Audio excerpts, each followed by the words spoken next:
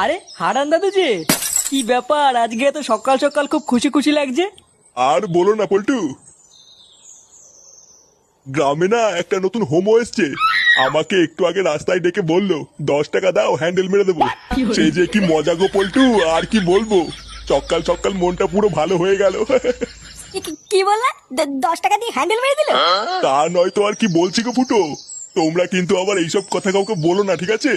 এই না না দাদু, আমরা কাউকে বলবো না। লেওরা তুমি কাউকে বলো না। আচ্ছা আচ্ছা, ঠিক আছে ঠিক আছে।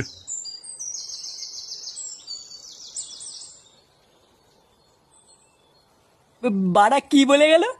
গ্রামে একটা নতুন হোমো এসছে, 10 টাকা দিয়ে হ্যান্ডেল মেরে দিল? পল্টুদা, এটা ফুটো শালার কাজ না তো? আমারও তো বাড়া তাই মনে হচ্ছে রে। ভাগ্যিস হারান দাদু জানে না ওটা ফুটো শালা, না হলে তো গ্রামে ফুটো সম্মানী টাকনি পড়ে যেত রে। বাড়া, চুদির ভাই তলে তলে এই ব্যবসা করছে। ফুটো, তুই কোনো চিন্তা করিস না। তোর শালাকে এই গ্রামে কেউ চেনে না, কোনো সমস্যা হবে না। হ্যাঁ, তুই কোনো চিন্তা করিস না। চল মদনের দোকান থেকে চা খেয়ে আসি।